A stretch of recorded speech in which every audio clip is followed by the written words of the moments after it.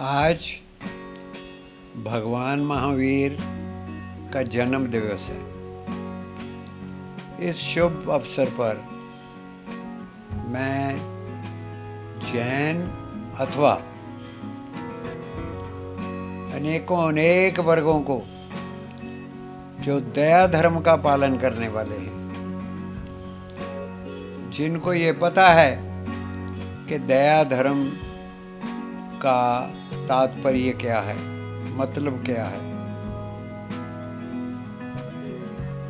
उनको इस शुभ अवसर पर हार्दिक बधाई देता हूँ।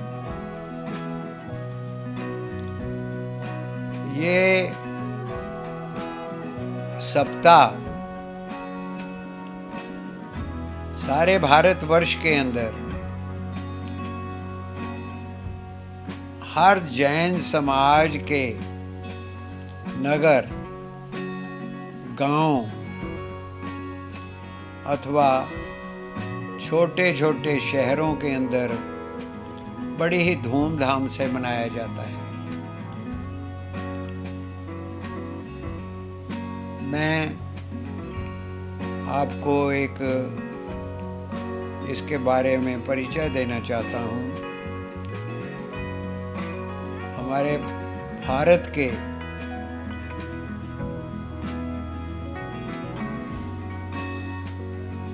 गृह मंत्री आज से 5 वर्ष पहले जो गृह मंत्री थे, मैं नाम इस वक्त भूल रहा हूँ, उन्होंने इस बात को भी डिटेल इस प्रकार से बतलाई थी कि भगवान महावीर के धर्म के असूलों को लेकर जब हम स्टडी करते हैं तो इस बात का बिल्कुल निर्णय हो जाता है कि भगवान के बताए हुए मार्ग पर चलकर ही दुनिया के अंदर शांति हो सकती है। जैन धर्म एक ऐसा धर्म है जिसके अंदर प्राणी मात्र अथवा संसार के तमाम जीवों की रक्षा ही इंसान का सबसे बड़ा धर्म है।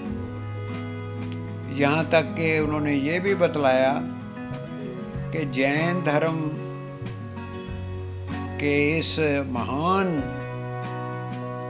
देवता पुरुष ने जो असूल हम लोगों को दिए अपने उद्बोधन के अंदर, कि हमें संसार के हर जीव जंतु की रक्षा करनी है, हर पेड़ पौधे की रक्षा करनी है, हर नदी नाले पहाड़ों की रक्षा करनी है, तभी ये सृष्टि कायम रह सकेगी, वरना यहाँ पर अनहोनी घटनाएं होती रहेंगी। ये बात 1 लाख की संख्या के अंदर, जिस सभा के अंदर 1 लाख लोग बैठे थे, वहाँ पर हमारे उस देश के जो आजकल रक्षा मंत्री हैं राजनाथ सिंह जी, उन्होंने उस जलसे में कही थी। मैं एक अतिथि के रूप में, मुख्य अतिथि के रूप में वहाँ पर मौजूद था, क्योंकि झंडे की रस्म मुझे अदा करनी थी। मुझे वहाँ पर बोलने का भी मौका मिला और मैंने चंद शब्दों में जो कुछ भी वहाँ की जनता को धर्म के बारे में बतलाना था वो बतलाया था। लेकिन वहाँ पर साधु सम्मेलन हो रहा था। हमारे आचार्य शिव मुनि जी महाराज की वो सभा थी, उसके अंदर उन्होंने अपने विचार भी रखे और संतों ने भी रखे, और उस सभा के अंदर राजनाथ सिंह जी बोले और 3-4 नेता और भी थे। मध्य प्रदेश के मुख्यमंत्री, क्योंकि वो सभा जो थी वो इंदौर के अंदर हुई थी। एक विशाल जनसमूह के सामने मुझे अवसर ये प्राप्त हुआ था।